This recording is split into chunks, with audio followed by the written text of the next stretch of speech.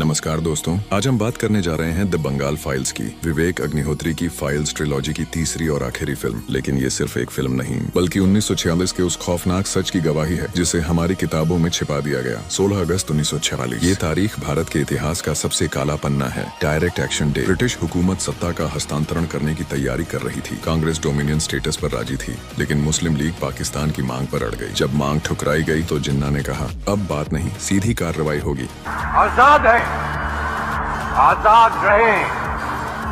आप लोग इस मुल्क पाकिस्तान में अपनी और उसी कार्रवाई का नाम रखा गया डायरेक्ट एक्शन डे। कोलकाता में नरसंहार, कलकत्ता की गलियों में नारे गूंजे, पाकिस्तान चाहिए, हर कीमत पर चाहिए। फिर शुरू हुआ खून खराबा। भीड़ ने हिंदुओं और सिखों पर हमला किया। 72 घंटे तक लूटपाट, आगजनी, बलात्कार और कत्लेआम चलता रहा। इतिहासकार लिखते हैं कि 20,000 से ज्यादा लोग मारे गए, 30,000 से अधिक घायल हुए, लाखों बेघर हो गए। सबसे डरावनी बात यह थी कि महिलाओं और बच्चियों को भी नहीं छोड़ा गया। पुलिस गायब थी और अंग्रेजी हुकूमत तभी जागी जब उन्हें खतरा महसूस हुआ। इसी खौफनाक हालात में सामने आया एक नाम, गोपाल चंद्र मुखर्जी, जिन्हें लोग गोपाल पाठक कहते थे। उन्होंने अपने इलाके के लोगों को बचाने के लिए भारत जाति वाहिनी नाम का संगठन बनाया। कुछ लोग उन्हें हिंसक कहते हैं, लेकिन उनके परिवार और चश्मदीदों का दावा है कि उन्होंने कई मुस्लिम परिवारों को भी शरण दी। यहाँ तक कि रिक्शा वाले रफी चाचा और उनके परिवार को भी उन्होंने बचाया। गोपाल मुखर्जी कहा करते थे, मेरे आदेश थे कि किसी महिला के साथ दुर्व्यवहार न हो और लूटपाट भी न की जाए। लेकिन दंगे यही नहीं रुके। नोआखली, बिहार, पंजाब और यूपी तक यह आग फैल गई। नोआखली में हालात और भी डरावने थे। गवाहों ने बताया कि कसाई खाने में नग्न और कटी हुई हिंदू लड़कियों के शव लटकाए गए थे।